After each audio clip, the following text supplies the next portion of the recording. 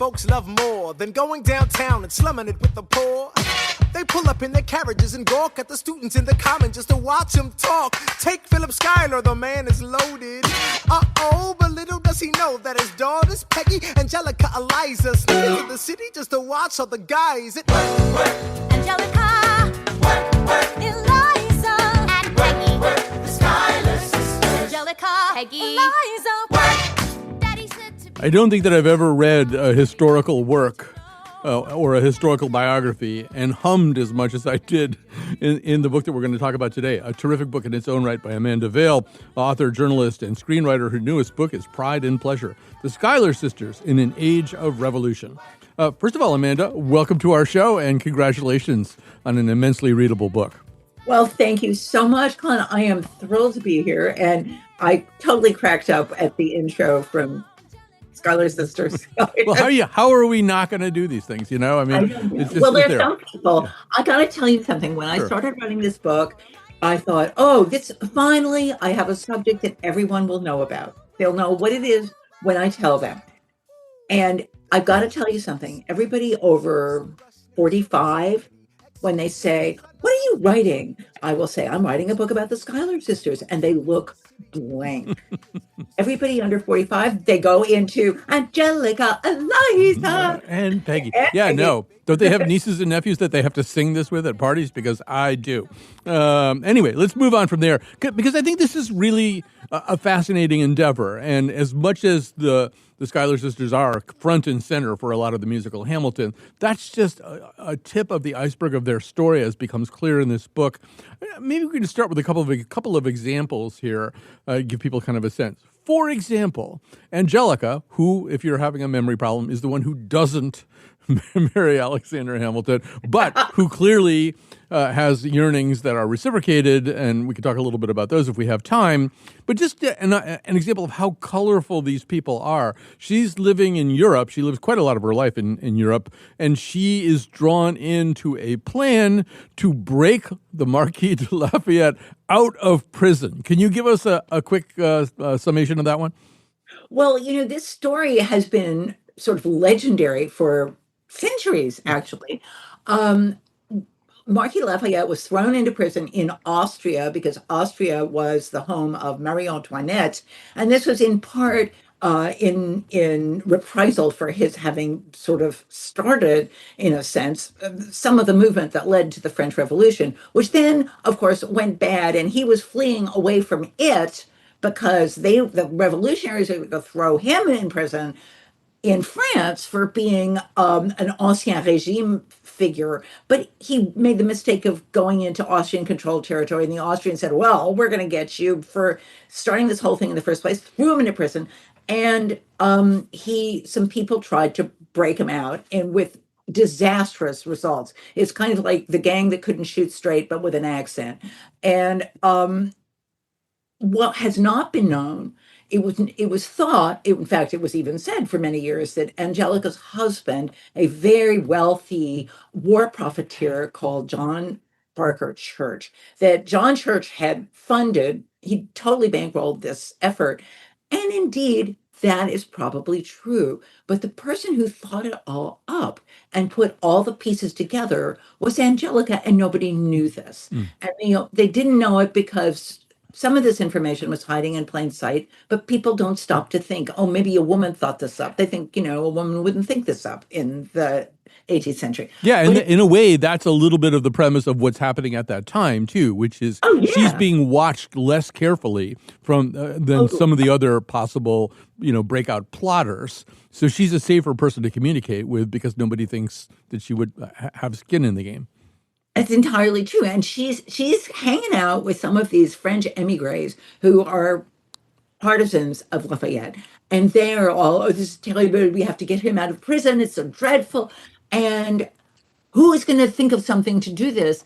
And she's been trying to go through diplomatic channels and write letters to Washington and Jefferson, who's the Secretary of State in the U.S., saying, can't you get this guy out of prison? Can't you use some kind of pressure? But no. Nobody wants to touch this because the U.S. had signed a agreement of neutrality. They were meant to be completely neutral in the French Revolution because, of course, France was our old ally, and it didn't matter who the government of France was. We were just not supposed to mess with us.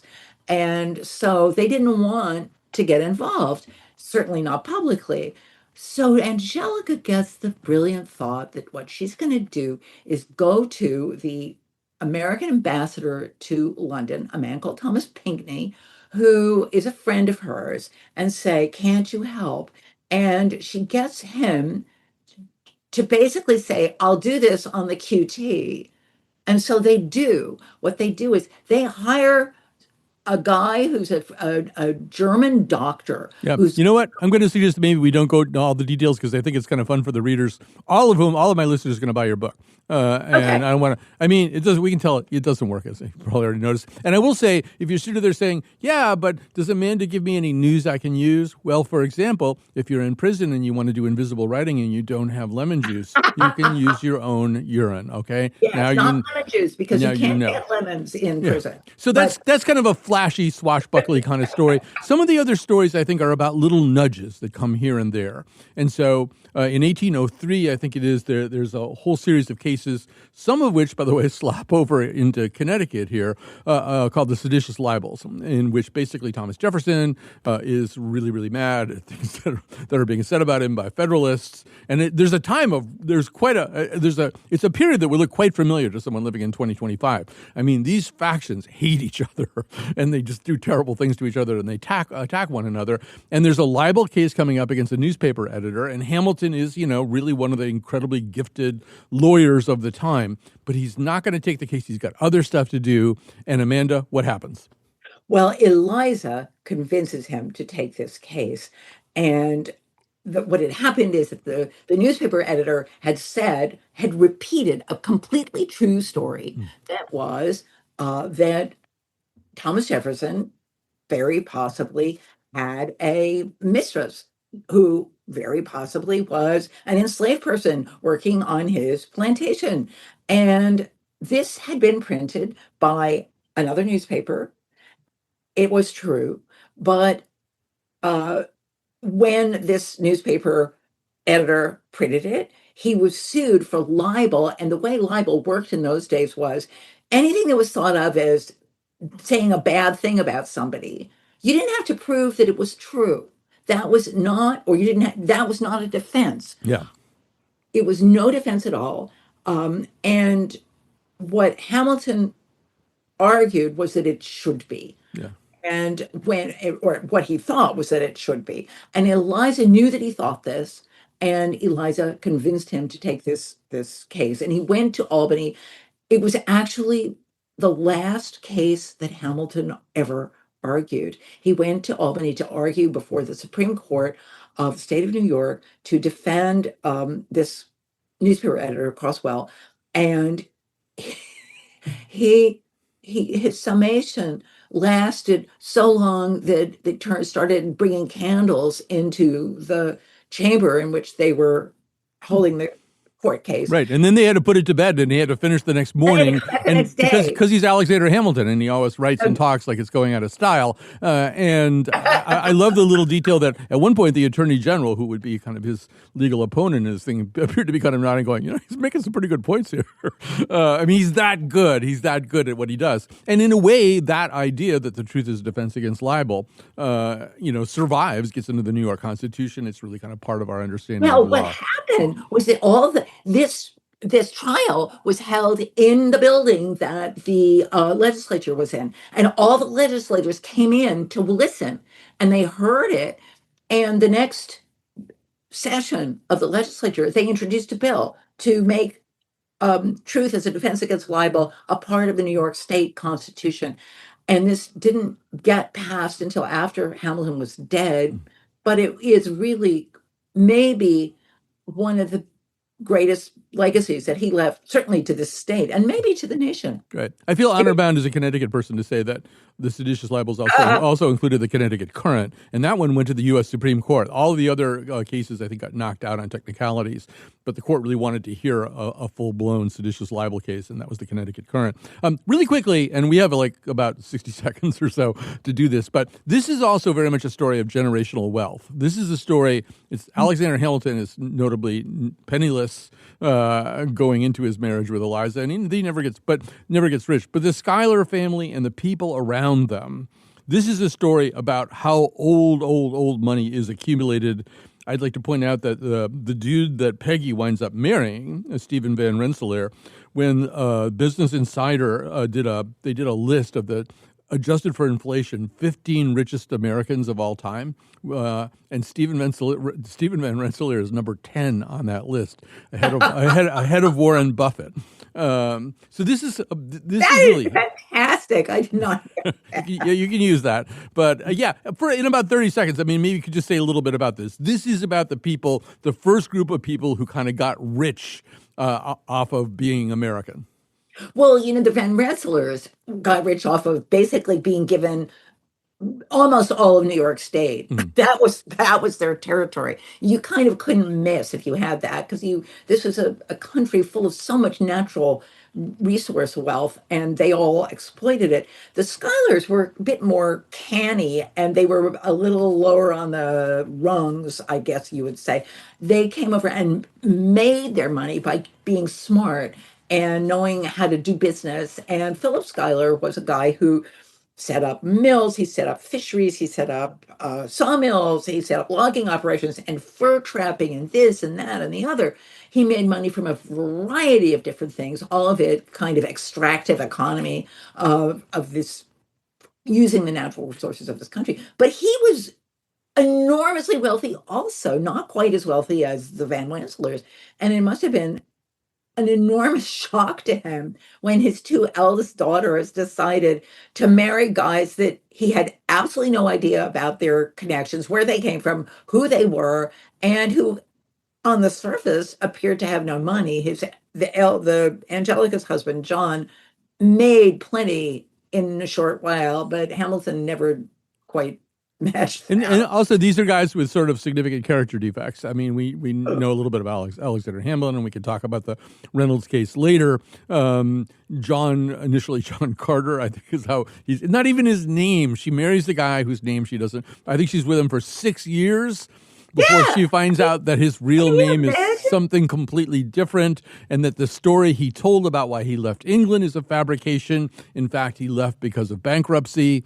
And he turns out to be a guy he's a complicated figure, John, because he is one of those guys who really made a point of getting rich off the American Revolution. And I mean, pretty nakedly at times, I would say. Oh, no kidding. I mean, he started out as just as an accountant, and he met Angelica because he came on a brief from the Continental Congress to check into Philip Schuyler's books and make sure that Philip Schuyler, as general of the Northern Department, wasn't somehow fiddling things and getting rich off the government, and which he wasn't. What he was doing was he was basically giving them free food and free grain and free everything from his own farms. But John Carter, as he was known, was sent to kind of check up on him. And of course, what he checked up on pretty quick was that this rich man had an elder daughter. And of course, under Dutch law, unlike in the song, women could inherit equally with men. So that meant she would have gotten an equal part of whatever inheritance he had. And John Carter thought, yahoo, this money bag's here. I'm going to, make up to this girl. And he tries to woo her. And General Philip Schuyler tries to send him away with a flea in his ear because he says, I don't know anything about you. I don't know who your folks are. I don't know anything about your business. I don't know anything about you. Get out of here. And of course, what happens is Angelica has taken a fancy to him, thinks he's very glamorous because he probably has a fancy English accent, and she runs away with him. They elope. And she gets her little cousin, who's like a teenager who's besotted with her, the way most men were. She gets him to be, her cousin is Stephen Van Rensselaer, the wealthiest man in New York State. and she gets him to prevail on his uncle, the priest, the Dutch Reformed priest, to marry this reprobate pair. So, she's arranged this whole thing. Yeah, I mean, they don't even get to do the wedding. I mean, the wedding doesn't really happen with the parents or anything like that. And it is.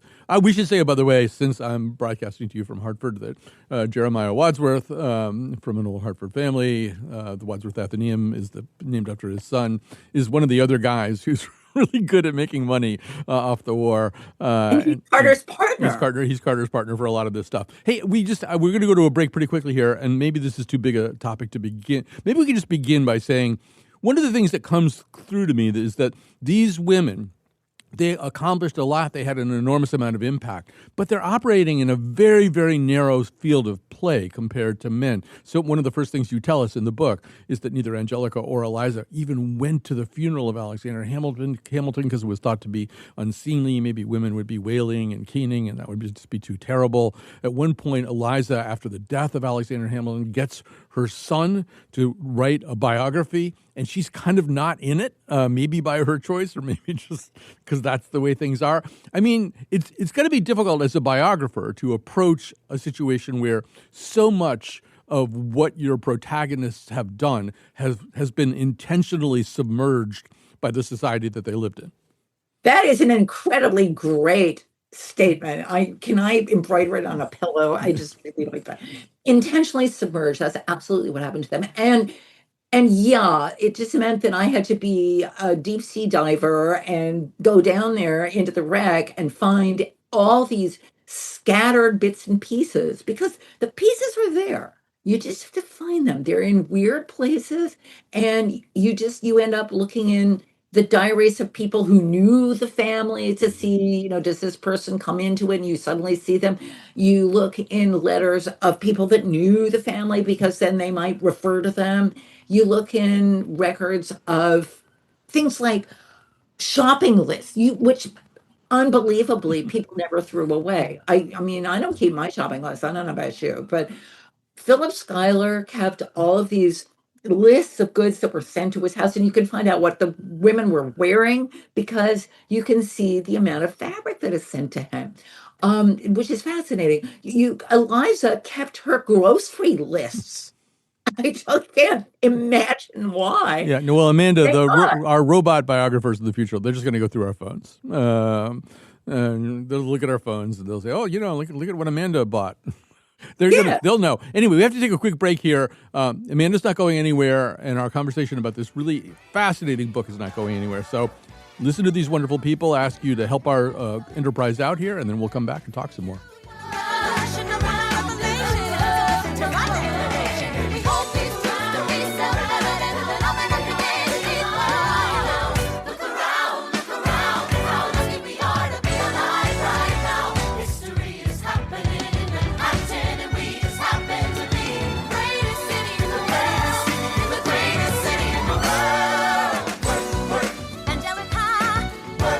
Eliza and Peggy, the Schuyler sisters. We're looking for a mind at work. Hey, in the greatest city, in the greatest city in the world.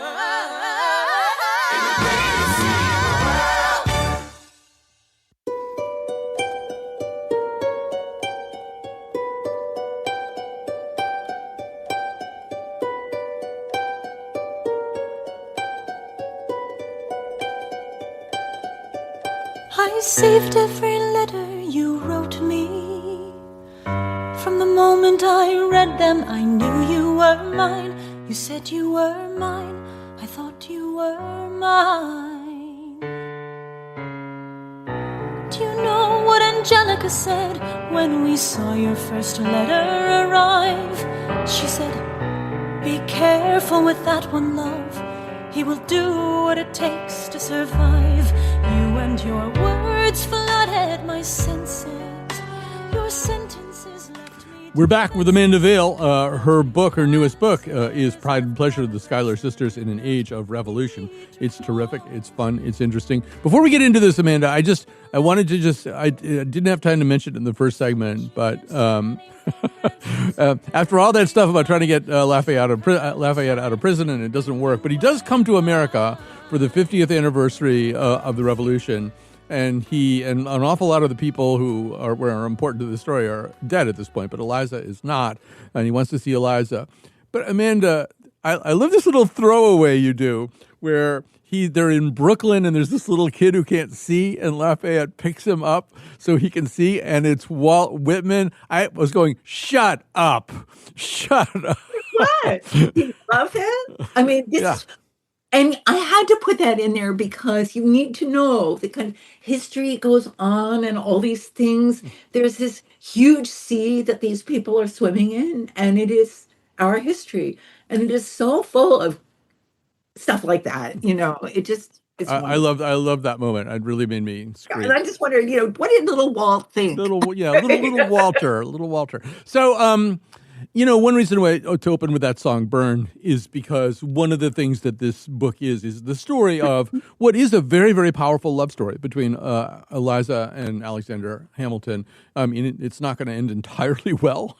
But when it's going, it's very, very powerful. And that whole idea she mentions in the songs, the letters were a torrent, I think, is a word that you use at one point. And there's a poem that she folds up and makes a little thing so she can carry it next to her heart dangling from a string or something. I want to say a little bit about, the wooing, and I think the immediate early days for Alexander and Eliza it is kind of a wonderful love story. It is. And it is, I think it's often being portrayed, not surprisingly, since her letters to him haven't survived for reasons I'll get to in a second. The only letters we have are his to her, sometimes referencing what she said to him, but we don't really hear her voice, so we don't see her as much. And I think people have kind of presented her previously in this kind of passive way, as if, Hamilton is just having all these big feels and sending them her way, and she's like just absorbing them. And in fact, she's not just absorbing them. She's the one who says at one point to him, let's just get married anyway, because basically she can't wait to get where she's going. And he writes her a letter that is later edited, probably by their son, the biographer, John George Hamilton, where he crosses out the following phrase, which has been resurrected through X-ray spectrometry, thank God. He says he looks forward to their being able to enjoy the unrestrained intercourses of wedded love. And, that's pretty hot stuff. She writes to her sister, Peggy, after they're married, that basically, she and Hamilton is fonder of me every day. And the word fond did not mean, oh, he likes me. It means obsessed with. And, so they're clearly having a good time together. And Eliza is not, just some little goody two-shoes who puts up with Hamilton's amours. She really loves him back. And I think that's wonderful. They have this lovely relationship, and it survives incredible pressures and cataclysms, really. But she loves him through his death and 50 years onward. And when she's an old lady and she's in Washington, she says to some little girl who she's playing backgammon with, at one point she just says, oh, I am so tired. I just want to go to my Hamilton. Mm-hmm. Well, this marriage is tested about as much as a marriage can be tested. There is the Reynolds affair, this bizarre situation where Hamilton appears to have consorted with a woman over a long period of time, although it's complicated by the fact that he's ultimately left with this kind of Hobson's choice where he wants to, it's complicated, but he wants to deny that he's engaged in unethical speculation in terms of transfers of money. And the way to deny it is to insist that it was purely a sexual, adulterous affair. That's the case he's making for himself. But you've got that. You've got the death of their son, Philip, in a duel that obviously sort of presages what's going to happen to Alexander Hamilton. But then the other way that it's tested is more subtle. And that is in the relationship between Alexander Hamilton and his sister-in-law, Angelica. And maybe you just like to kind of give us your take. You spent a lot of time looking at that. And what did you wind up seeing? Well, I took all their letters, all the letters that were left, and I kind of put them in sequence, which is the way I always like to do, so that you can see the story that those things are telling, and you can see it in a vacuum. You don't have other letters coming in and muddying the waters so that you can't see exactly what's going on. And what I found in letters between Angelica and Hamilton was what begins as a very almost choreographed flirtation with lots of, fan snapping and courtly conventions, develops over time a much deeper resonance, which appears to happen after Angelica, who had been living in London, where she's safely away and you can flirt with her because you've got the Atlantic between her and you. Even she's your wife's sister, but you can do it. She comes back for Washington's inauguration and she stays all summer and most of the autumn, really until November. And she maintains that she wants to see her family, but she doesn't stay with her family up in Albany. She goes down to New York City, where Hamilton is waiting to be crowned Secretary of the Treasury. And meanwhile, Eliza is upstate with the family, where she thought, oh, I'll be having this family reunion with my sister. But Angelica and Hamilton are all alone in the city. And I do find myself wondering what was going on then, especially because the letters that are exchanged between them afterwards have a much deeper kind of heavy breathing quality than they had previously. Angelica writes to him afterwards, I must now seem to you like someone you have seen in a dream and can scarcely believe. This is not the sort of thing I think you write to your brother-in-law. Well, the other thing they do is they kind of hide in plain sight, too, at least to the extent people who know the musical know that there's a line where Eliza sings laughing at my sister because she wants to form a harem, and then Angelica says, I'm just saying, if you really loved me, you would share him. That's based on something that you cite in the book, and a letter. Oh, yeah, Angelica says, I love your husband. This is an actual letter. I love your husband very much, and if you were as generous as the old Romans, you would lend him to me for a little while. So that's hiding in plain sight. Yeah, and they write kind of coded letters to each other with commas that are put in weird places. Oh yeah, I know. It's my dearest Angelica or my dearest, Angelica is. That's exactly that kind of thing. And you read these things and you just think, what the hell is going on here? She sends him a miniature. Now, this is like sexting. Miniatures were very intimate stuff, and you did not send them to people that were not your intimate person. And Angelica has a miniature of herself painted by Richard Cosway, and she sends it to Hamilton. She sends it by messenger to his office, not to his home, where Eliza will see it. And I just, one of the things that you think about is when he gets killed and Eliza goes and has to clean out his office, does she find all this stuff? I mean, she did.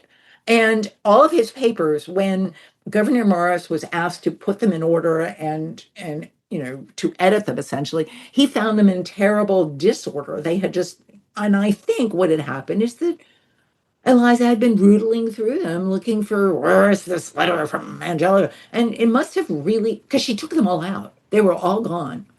She took them out and kept them separate, and they were put in a bundle. Her son, James, inherited them. She did not sell them to the Library of Congress with all the other papers of Hamilton that she sold, but she didn't sell those. And Angelica's letters from Hamilton, Eliza never saw. They were all kept by Angelica and given when she died to her daughter. Her daughter's family kept them they lived in France and in England for, decades Hmm.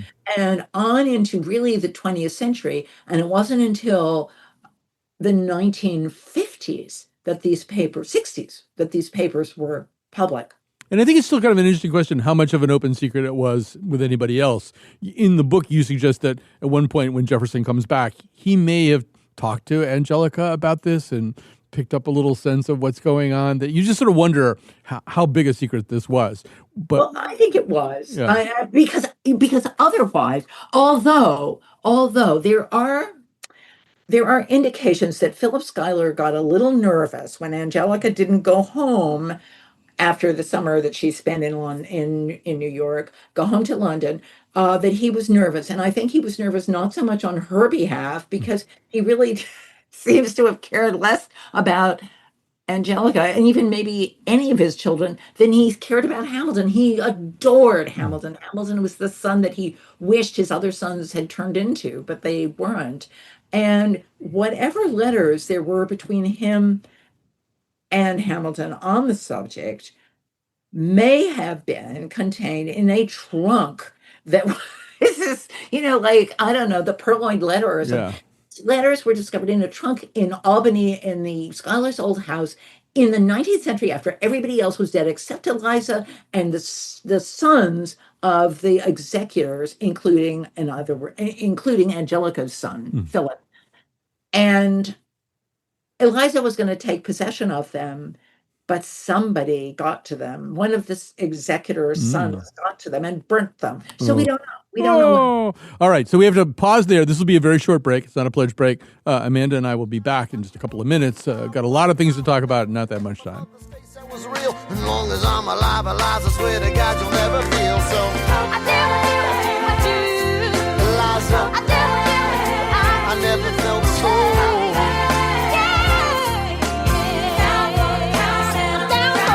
Yo, my life is gonna be fine, cause Eliza's in it. I look into your eyes, the sky's the limit. Now for the count and I'm drowning it all.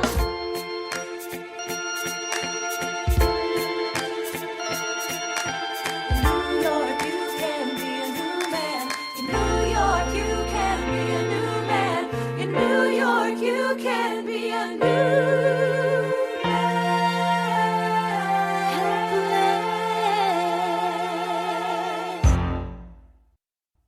A few quick words of thanks. One of them is to the maestro, Dylan Reyes, our technical producer, the person making sure that the show sounds the way it's supposed to sound. And this show is produced by Lily Tyson, the CEO of Lily Tyson Quality Entertainment Productions. They also bring you Generation Gilmore Girls. I think they've got a few movies on Netflix right now. I've lost track, really. There's just so much that they're doing. But thanks to them for that. We're having so much fun right now with Amanda Vaill, author, journalist, screenwriter. Her newest book is Pride and Pleasure. Actually, I wouldn't be surprised if Lily Tyson Quality Entertainment Productions doesn't option this. Pride and Pleasure, the Schuyler Sisters in an Age of Revolution. Actually, I wasn't going to ask you this, but I'm going to ask you this right now. Amanda, you spent so much time with these people. I mean, not physically, obviously, but just immersed in their lives, their affairs, their everythings. Did you feel like you kind of made any decisions, particularly about the sisters, like you'd rather hang out with Angelica, but you'd, probably trust a secret with Eliza? Or I don't know. Do you have those kinds of feelings about who those people are to you? I definitely did. And they kind of also, they changed as the book went along and as I found out more stuff about them. And,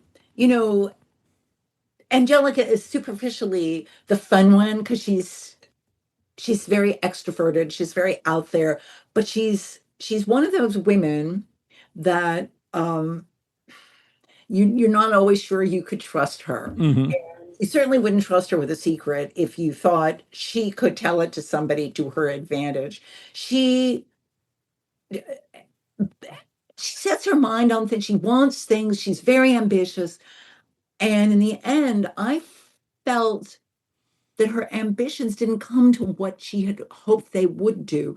And that she's, in a way, kind of a sad figure. She's invested so much in this relationship with Hamilton, then he dies, and she's got this husband that she thought was really glamorous, and he turns out to be a fat, unfaithful gambler. And, he's just, and also not a very interesting one.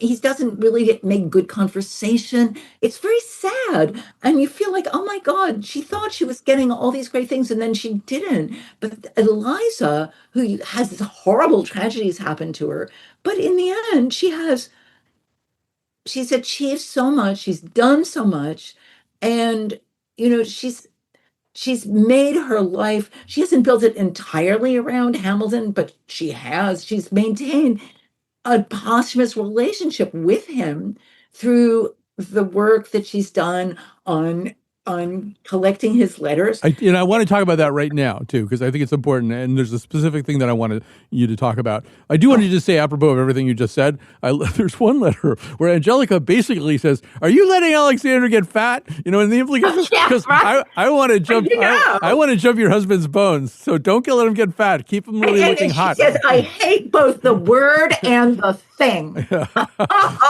But so I just want to take one little piece of this, and it'll symbolize a much, much larger project. And that is, so in the aftermath of Hamilton's death, and Eliza's kind of curating his legacy and his narrative, as the musical says, one of the things that comes up is the really interesting struggle over George Washington's farewell address, which Hamilton is believed to have written, but he wasn't believed to have written at the time. There was this settled truth at the time that this incredible speech was the inspiration and creation entirely of George Washington, or almost entirely of George Washington. And that's probably not true, but there were a lot of people who were fighting with Eliza who wanted the truth to come out. And it was kind of almost, they were saying, we can't really afford for the truth to come out about this. People need to believe this about George Washington. Well, what they needed to believe in the minds of the Federalists was that, the farewell address was like the Ten Commandments. It came down to Moses. It came down to Washington, complete from God, and he just delivered it to the American people. And this is what it was, the foundation of their entire religion. And for Eliza to not only suggest, but to be able to prove with documents that, in fact, Hamilton had written it and given it to Washington, said, he ghost wrote it like a good ghostwriter. He worked for Washington for 20 years, for Pete's sake. He knew everything about the way he thought. And Eliza knew almost as well as he did how Washington sounded. And the two of them had sat together, and Hamilton had read it to her, saying, well, what do you think about this? Does this sound like him? And she said, oh, yeah, it does. So, they had it all. But there were these dudes who had the proof. She had to threaten to sue them, I think, or something like that. Oh, yeah. And I think this is so extraordinary. Here is this little woman who's, she's a wife. She's just the wife. And she finds out that the letters about the farewell address between Washington and Hamilton, in which there are drafts and everything else, all of this stuff has been packaged up by one of the executors and given to a third party.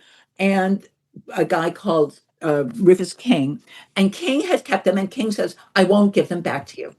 And she says, no, I want them. They're my property. Give them to me. And he says, no, I won't. And so then she asks the surviving executor, I want them back, and I'm going to sue him. I trust that you're going to join my suit. And this guy says, oh, well, I don't think so. I don't think that's a good idea. She says, well, I'll sue you too.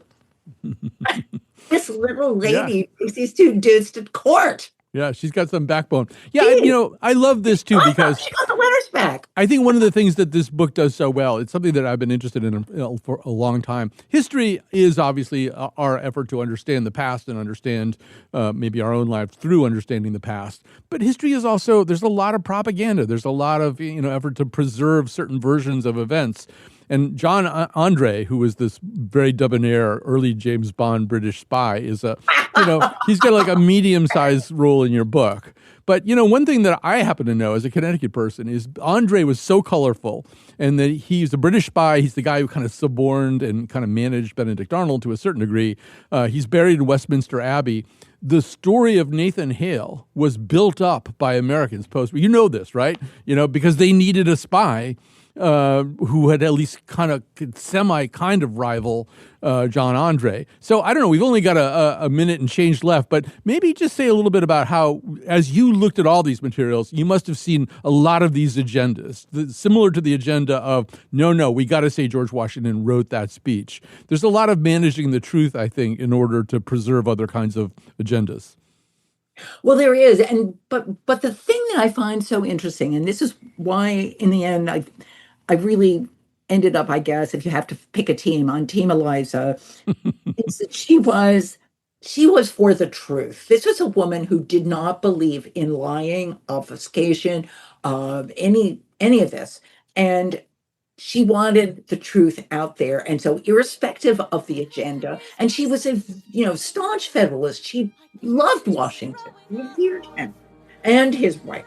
But when she got all of the letters together, including the Washington's farewell address letters, and sold them to the Library of Congress, she did not put any restrictions on who could see them. And Washington's nephew tried to protest this. And when he was told by a very embarrassed John Church Hamilton, Eliza's son, that Eliza would not brook this kind of stuff and that she wanted all of this stuff available, John Church Hamilton, trying to apologize for his mother, said, "This is, the way that women do things." All right. On that interesting note, we're going to stop there. It's a wonderful book. I mean, Amanda, I had so much fun talking to you today. I could talk to you for another hour very easily. The book is Pride and Pleasure, The Schuyler Sisters in an Age of Revolution by Amanda Vaill. Thanks for listening today. People are going to ask you to support endeavors like this one. So here we go.